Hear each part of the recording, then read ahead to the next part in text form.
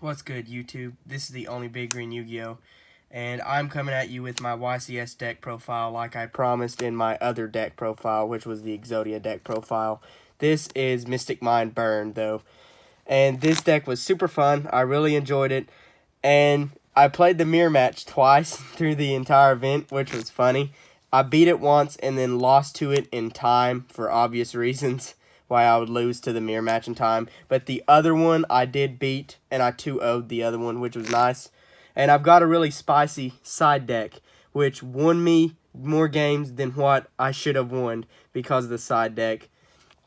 Anyways, I'm going to, if you want to know my record, I was X3. The second I got to 3 losses, I dropped. And I really wish I would have kept playing because I probably could have went through the entire event X3 with where I dropped. So I really shouldn't have dropped. I should have stayed and played just for the fun of it. But I did go back to day 2, playing some side events, and I had fun doing that. And then I played old formats for fun with my friends. But anyways, I'm going to get right into the deck profile. Starting off for the monsters, I play 3 Lilith. This is simple. In any Mystic Mind deck, it's a must play at 3. You have to play this card at 3. So there's really no way around it.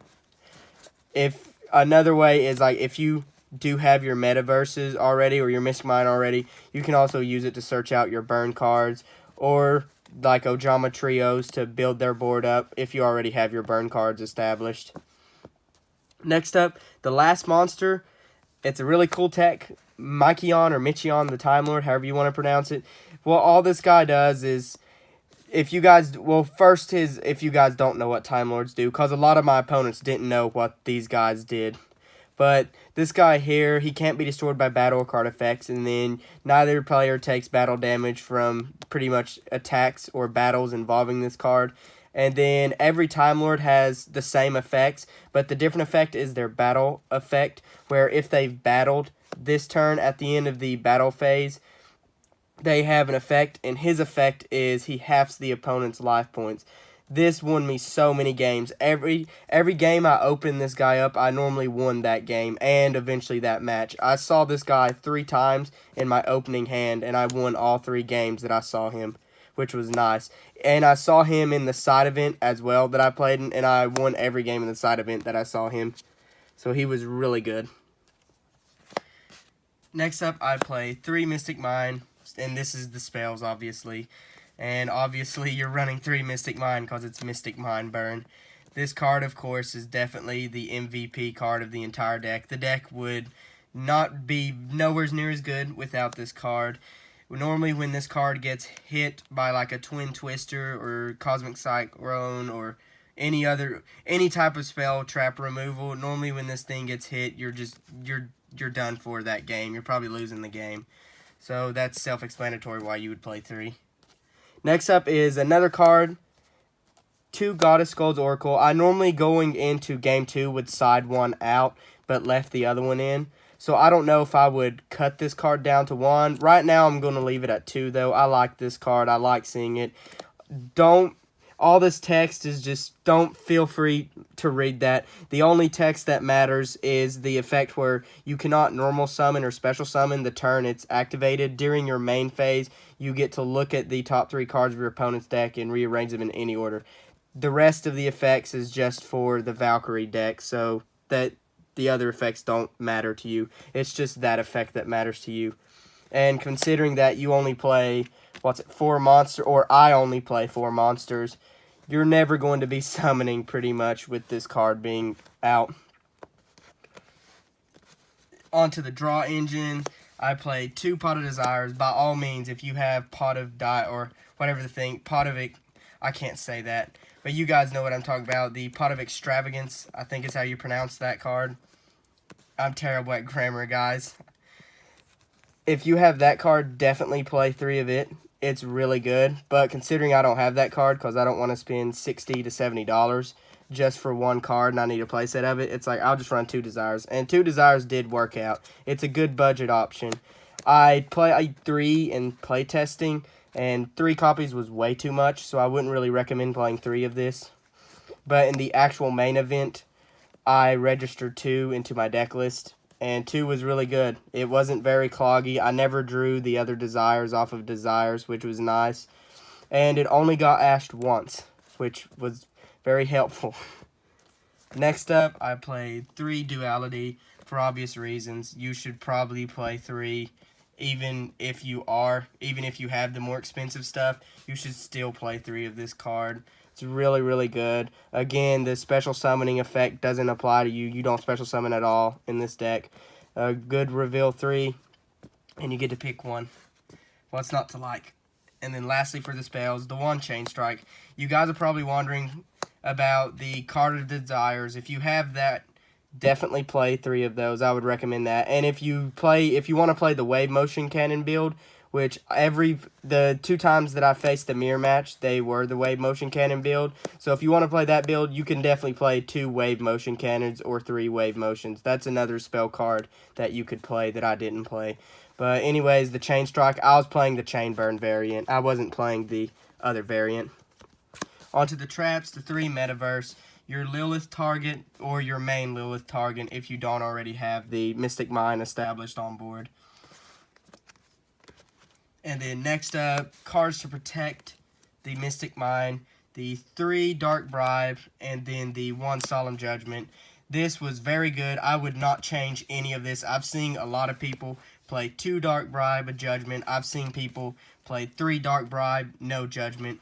I would leave it at this. 3 Dark Bribe, 1 Judgment. This was very helpful. And I always seem to open Dark Bribe 50% of the time or a Judgment like 50% of the time, which was crazy due to all like the desires and then the Pot of Duality. You can normally see these pretty quickly. So the second you get your Mystic Mine established, it's going to be hard for them to get around it.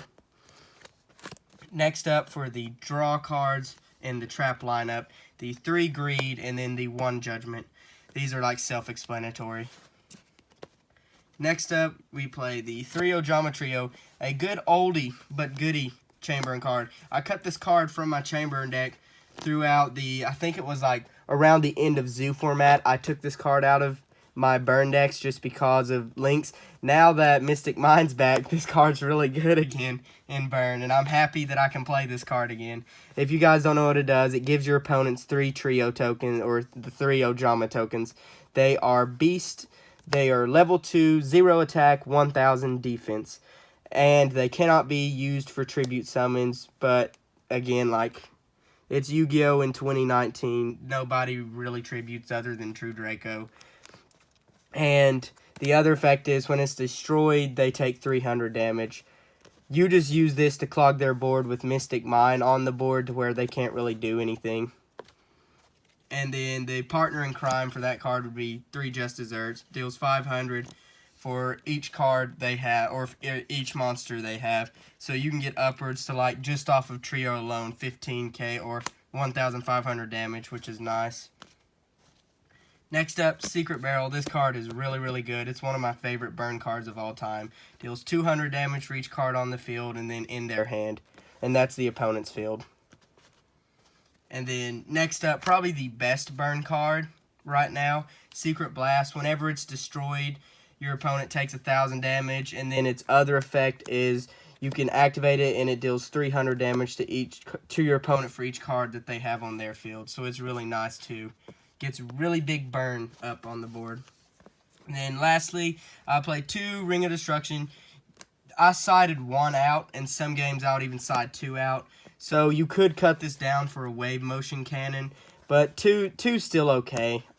If you play 2 like I played, you tend to open it or see it pretty early in a lot of your matches, which is nice. And opening this up with the Time Lord is really, really, really, really broken, because going into your opponent's turn or like at the end of your opponent's turn, if you open those 2 and everything goes to plan as normal, your opponent is not looking pretty. They're going to be sitting at like 2k health or even less. So you can just activate one of these and OTK them, which is very, very, very dumb.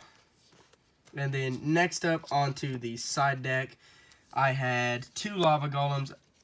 In play testing, I had Lancias in here, and I wish I wouldn't have took them out. I never went into Lava Golem. He never was useful at all, and it sucks to say that because he's one of the most classic burn cards in history. But I kind of wish I would have played Lancia. One of my losses was to the, Orchist. And if I would have had Lancia instead of this, I definitely would have won that matchup, which sucks. But then again, he is a classic burn card, so why not play him? Next up, the Spiciness. This won me so many games, and I won games in time because of this. But the Time Lord engine, the 3-time Maiden, everybody that saw this card when I summoned it were like, what is that thing? They read its effect and they were just blown away by like what this thing can do. People going into Game 3 were citing in Called by the Graves for me and stuff like that, which I find funny. Because this is a Mystic Mind deck, the last thing you'd really cite in is Called by the Graves, other than for like maybe the Liliths. But people were called by the graving this instead of my Liliths whenever they saw what was going into. This card is the MVP. I probably should have mained some of the Time Lord engine from how much they were going off. But thank God that I decided to play the Time Lord engine. This was such a good call, and I might even make a Time Lord deck profile playing Mystic Mind, just because of how fun this was. But if you don't know what this does, it's pretty much Elemental Hero Stratos. Its first effect is if you control no monsters, you can special summon it from your hand. And then you can tribute it off to the grave, add to hand any Time Lord monster. It has a graveyard effect where you can banish itself, and then special summon a Time Lord from deck. And then Lazion, or Lazion, however you want to say him, pretty much the same thing as Michion. He has all the same effects. His battle phase effect is he returns all cards in your opponent's graveyard back into the deck. That's not really important. He has a secondary effect, though, where once per turn, when your opponent would draw a card, you can burn them for 1,000 life. That's the biggie. Then this guy here, what sucks about him is he can't be special summoned from the deck off of Time Maiden, because he can't be special summoned from the deck, unlike the other Time Lords.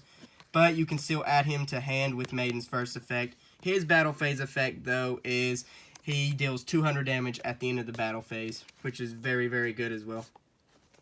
Next up, I played 2 MSTs. You could play Twins. I decided not to play Twin Twisters just because I didn't want to discard a card, but now that I think about it, definitely play Twin over this. I'll probably put Twin in, like, literally right after this deck profile. I'll probably put Twin Twisters in. But then again, it's MST. It's a classic. Next up, for the Salad Boy matchup, the Fusion of Fire and the Super Poly. These cards can blow out the Salad Boys if you can get Mystic Mind set up and then Super Poly them. Probably going to OTK them that turn. And then next up, for the mirror match, I won a game because of Rainbow Life.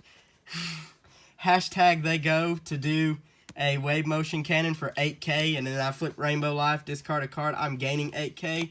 Congratulations, you played yourself. This card was so funny. I only got to use it like once though, because I only faced the mirror twice, but I did win one game of the mirror with this. So, note to self, if you're scared of playing the mirror match while playing this deck, just play Rainbow Life and a Time Lord engine. And then on to the extra deck. This doesn't really matter as much, especially if you're playing the Pot of Extravagance. I just played the Decode, 1 Decode Talker, a Space Insulator for if they Ojama Trio you, and then a Proxy Dragon for, again, Ojama Trio, and then Link Spider for Ojama Trio. So that way you don't get screwed to death by their trios. And then, like a bunch of random Salamangreat cards, or random Flame Administrator, random stuff that, I mean, technically I guess you could probably go into this guy if this stuff was a bit better. But that would be funny if you go Scoldy in a deck like this. And then Mirage Stallion, again, like none of the, you could probably build a way better side deck than me. Toad, because it's my favorite extra deck monster ever. And then this is the main guy that really matters. You really could cut, you could cut 3 of these off, or 2 more of those to play 3 of this guy, or 2 of this guy. And then you definitely could play more Link Spiders, like a play set of Link Spiders, 2 Proxy, or like 2 Space Insulators. You could do that and do better. The extra deck doesn't really matter, though, that much. It's just for the mirror match that I was playing that stuff for. Anyways, guys, I hope you guys enjoyed this video. YCS was really fun. If I would have went X, if I would have lost, like, every game of day 1, so like, or every round of game 1, and I would have finished the day x8, I would not have been mad at all. This deck was so fun to play. Even when I was losing games, this deck was so fun. My favorite match of the entire day was to Sky Striker. And that was in the regional thing that I done, and I lost to them. I got eliminated from the regional flight from that deck, and that was my most fun game. I had more fun losing to that deck than what I had actually winning with this deck. So this deck is super fun, and a lot of my opponents were just joking around and laughing the whole time while we were playing this, because it's a deck that you expect but you don't expect. And it's trolly, but it's kind of a good kind of trolly. So I really enjoyed this deck, and it's really making me love Yu-Gi-Oh! A bit more than what I normally do, because every other format I get stale. I stop uploading for like a good few months. You guys know how I am. But this deck is really, really fun to play. And I hope you guys enjoyed the video and the deck profile. This is a long video. It's going to end up about 16 minutes as of like about right now. So I'm going to shut up and end the video. I'll see you guys later.